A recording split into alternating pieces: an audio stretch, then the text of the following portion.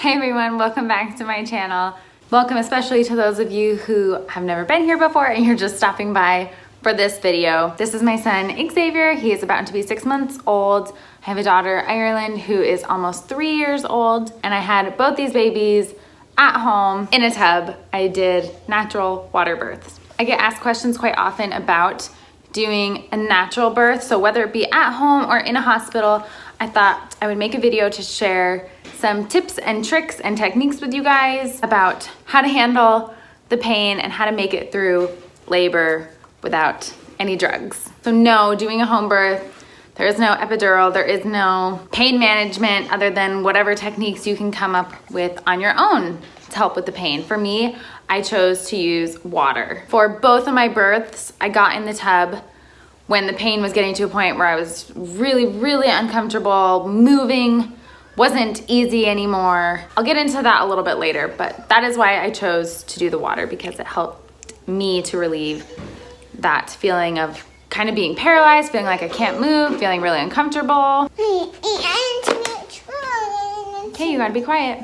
This is my Ireland. So starting off, let's talk about the very beginning of labor. What do? One of my biggest pieces of advice is to move around as much as you can in the beginning of labor. Now, if you know you're in labor and it's the middle of the night, sleeping might be what you want to do, but honestly, I don't know anyone who can sleep through contractions and sleep through the excitement. So get up, move around, because eventually you will hit a point where moving around will not be comfortable. Also, if you do use the water in some sort of tub or pool or whatever, getting in and out is just not fun. So I recommend moving as much as you can. Moving also helps labor to progress. Move so that you can help speed things along. Do it while you still can. Another tip I have is to eat and stay hydrated. With Ireland, I went into labor in the middle of the night at 2 a.m. and I didn't give birth until 6 p.m. So it was about 16 hours and I did not eat the whole time. I had eaten dinner, at whatever, like 7 o'clock maybe the night before. So I'd gone almost 24 hours without really eating anything. I had like 2 bites of a cracker. But with Xavier, I went into labor after eating dinner and I had so much energy. I ate a really big, nutritious dinner. I really think that helped me to just be more positive, have more energy, and be happier. Whereas with Ireland's labor, I just felt so exhausted. I didn't sleep with either of them. When I went into labor with him at 8 p.m., when I went into labor with her at 2 a.m., I still didn't get any rest the whole night. But I really think having food helped me. So I know a lot of people get nauseous. A lot of people throw up when they're in labor. So before any of that hits, before things get too hard, too painful, before that nausea kicks in, when you know like, oh, I'm having contractions, I'm starting to time these, they're regular, eat. And then while you're in labor, stay hydrated, especially if you are in the water, hot tub. Make sure you're drinking water. Make sure you're snacking on something salty because you really need the electrolytes to help you have your strength to push a baby out. Now, after you eat and while you're in labor, things on the inside are moving along. Sorry, this is TMI. With Ireland, I pooped my guts out, okay? I'm just gonna say it bluntly. So there was nothing left to come out. That was one of my first signs of labor, was that I just had to keep going to the bathroom. With Xavier, that didn't happen until I was about to push him out. I got out of the tub to go to the bathroom, but then later on, things were getting really close to him being born and I had to poop again. But getting in and out of the tub was just not an option at that point. I also didn't want to give birth on the toilet. So I really wish that I had spent more time sitting on the toilet before things got that hard. When I was in that early labor with Ireland, sitting on the toilet felt good because it was cold. It was just squatting position. It was comfortable. But with Xavier, I didn't feel that desire to go to the bathroom and to sit on the toilet. But I really wished I had done that earlier on to try to get that out of my system. Because I can tell you, pooping in the water is gross. I did not want to smell my poop, see my poop floating around me when I'm giving birth.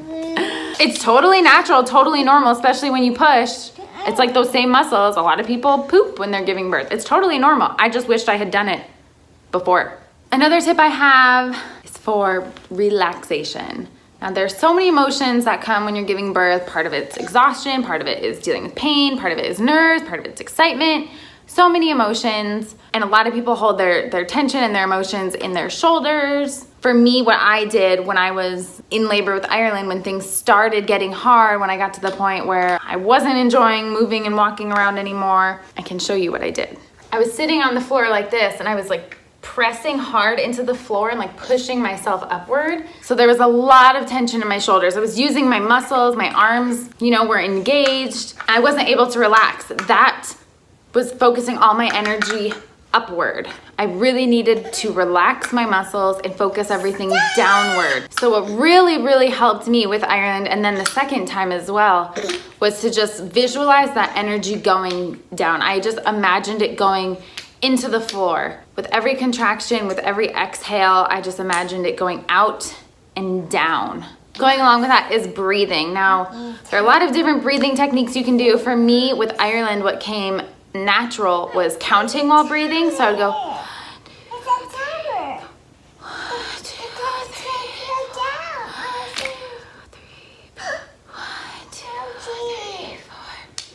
and that just helped the time to go by quickly. You can do anything for 4 seconds. A lot of people tend to hold their breath, breathe really quickly.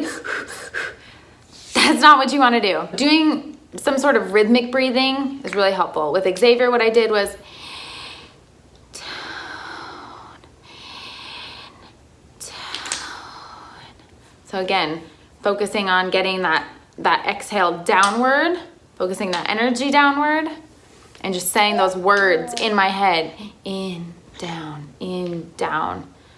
It was almost hypnotizing in a way, so that was really helpful. The water in and of itself, as I mentioned, helps a lot with the pain and relaxation. With Ireland in the beginning, I felt paralyzed. I remember laying down and feeling like, oh, I can't move my body. I'm in pain and I'm just trapped. I can't move. But then when I got in the water, I was able to sway and like turn over and move positions, and it was much better. Same thing with Xavier. It was when things got really painful, I started shaking. It was really uncomfortable. I couldn't find a comfortable position. I was sitting on a ball. I was on my hands and knees. I was doing all these things to try to get comfortable, and I couldn't find a comfortable position. So that's when I knew, okay, I need the tub, I need the water, because that is where I can relax and feel more comfortable. I can lay like all my weight on the tub. I can sit on all fours. I can sway, whatever. Going along with that, people give birth in all sorts of different positions. So I highly recommend doing whatever feels comfortable to you. Listen to your body. That's kind of the overarching theme of giving birth in general, is just paying attention to your body, doing what feels natural to your body. But I know a lot of people go to birthing classes, or they learn certain techniques or certain positions, and then they're in that moment and they're like, oh, what was that I was supposed to do? That goes along with everything that I'm saying too. Like, if this does not come to you naturally when you're in the process of giving birth, that's okay. Just go with whatever is coming naturally to you. Listen to your body. Listen to the positions that your body wants you to be in. For me, both times giving birth, I was either sitting or I was kind of laying on my side, and then all of a sudden the pushing sensation came, and I was like, oh, okay, gotta get on my knees. Push time. And I literally gave birth on my knees, holding onto the edge of the tub, just like this. That is just what my body told me to do, is to just, what is this string? Get into this position. My sister-in-law gave birth laying on her side, holding one leg up. So it just totally depends on what your body tells you to do, where you are in your house, whether you're on your bed, whether you're on your floor, leaning against your couch, in a tub, whatever. But I do highly recommend water, at least laboring in the water for some time. Some hospitals don't let you actually deliver in the water, but if you can spend a majority of your time laboring in there, and then as you're about to start pushing, literally you might have to have someone pick you up physically and get you out of the water. Sometimes babies just come out, and accidents happen. You're not supposed to give birth in a tub, but what can you do? But I really do think that it helps so much to feel like you're not paralyzed. You can move. Just like something about the water is so calming and relaxing. Going along with listening to your body, I know a lot of hospitals and doctors and midwives will check you and tell you, okay, now you're at a 10, now you need to push. But if you don't have the urge to push, I don't recommend pushing, because that's how people tear, and you feel that like nervousness, like, oh shoot, I need to push, ah! Like your body, 99.9% of the time, can do it on its own. Now, if you have an epidural and you can't feel what you're doing, that's a little bit different, but we're talking about no pain meds here. So your body should feel the urge to push. For both of my kids, it just happened on its own. Definitely more so with Xavier. It honestly startled me. I was like, ah, a baby's coming out of me. Like my body just started pushing a baby out and I had no control over it. With Ireland, I did add a little bit of my own energy to it. Finding the position that's comfortable for you, when to push, how hard to push. Let your body do that. Listen to it. With Xavier, I birthed his head and I felt a lot of relief. I was like, oh, great. I can chill for a minute until the next contraction comes, until my body starts pushing again. I'm just gonna sit here and wait. Just because his head is out doesn't mean I'm gonna force a push to get the rest of his body out. I'm gonna wait until my uterus contracts to push the rest of his body out. I know some people feel the urge to push before they're at a 10. I have no clue what I was at. I'm just gonna assume I was at a 10 when I pushed because I didn't tear. But I know some people really struggle because they're at like an 8 and they're told not to push even though their body is pushing on their own, and they have to spend an hour fighting back, holding the pushing sensation, and then their baby ends up all bruised because their baby is trying to come out and their body won't let the baby come out. I mean, if that's the case and you're like at an 8 and your body starts pushing but you're not wide enough, you might tear. But I personally would rather have that. I don't know. Don't take my word for that. I just think it's very important to listen to your body, trust your instincts, trust your gut. And overall, the biggest thing about this is your mindset, knowing that my body can do this. I trust my body, I trust my baby. This is natural. I'm not sick, I don't have an illness. My body is doing what it's supposed to do. And now that's not a knock on anyone who needs to have C-sections or whatever. I'm just wanting to get across the point that the pain sucks, but if you're determined to do it naturally, you have to tell yourself that that's the only option for you. Your body can do it, you're strong, you're capable, your baby's strong, your baby's capable. An epidural or whatever else is not an option. You can do it. Do not let your mind be overcome with fear. Yes, there's so many emotions, but one of the biggest emotions needs to be excitement and faith and trust and hope. Those are my tips, tricks, and techniques for giving birth without any pain meds. Hope this is helpful to some of you. Thank you for watching. See you in my next video.